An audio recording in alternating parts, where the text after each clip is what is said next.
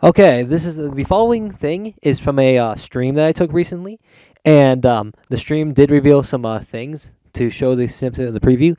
The source will be in the description below, and again, thanks and shout out to NechiKage, homie, a real true homie in this scenario.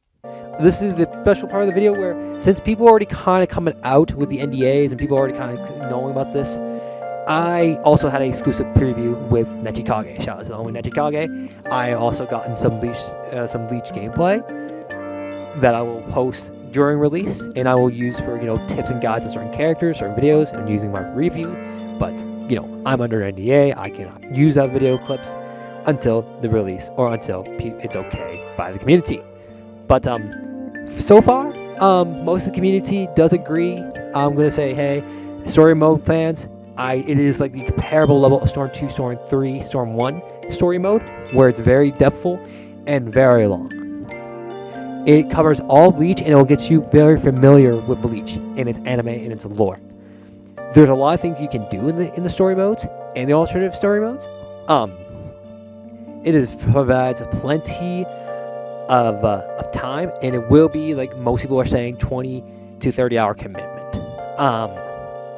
That's just the typical stuff. I'm gonna go for more a frame stuff, since I can't spoil too much on certain things about characters or anything like that, but I can say, hey, there is obviously there's frames slower. I'm going to use frames because frames is something you can look up yourself and analyze, looking at videos and studying them and just slowing down everything by frame. So I'm going to say this. Ichigo has a typical 3-frame light hit, 5-frame heavy hits. Something like Neliel, in her regular form is a lot safer than her resurrection form. Due to the amount of hits, the amount of frames it takes to recover. It probably has more priority, but the recovery is probably very slow. So you get to play more patient with Neliel's when you're resurrection compared to Neliel entirely. Ichigo, hollow form. He probably is very light on frames, but obviously from what I've seen, he is low on health. That is something that's very prevalent. Obviously, as most people already know, Bankai Ichigo is unlockable. Is the only unlockable character within story mode. I obviously can't say nothing about that one, again, under NDA and under trust agreements. So, wait for Nechi's video. By the way, shout out to the homie Nechi. As well as, this game competitively has a viable future. It has a viable future, potentially Evo special stage, or potentially Evo worthy if certain things happen. Obviously, there is a lot more depth to this game. The neutral play is natural.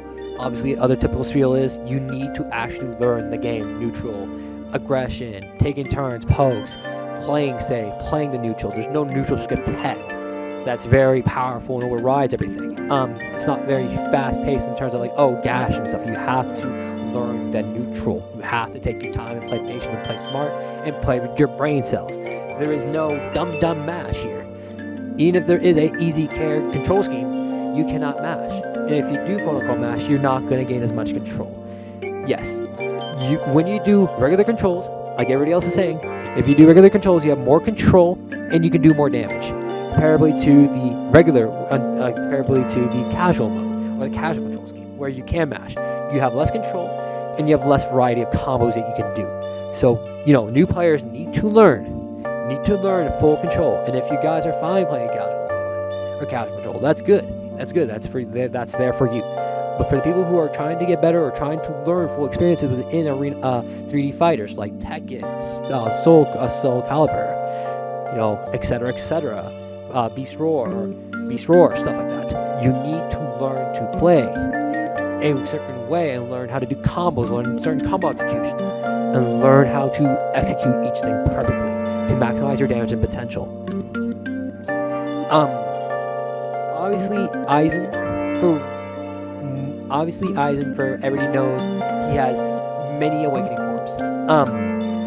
I won't reveal how it's executed, but I'll just say he has many awakening forms. And each time the awakening for Aizen, he just gets better and better in terms of progressively and as a character.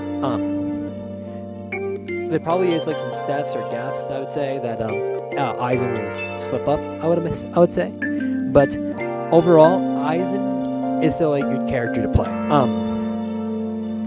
Training mode is very depthful, as people know.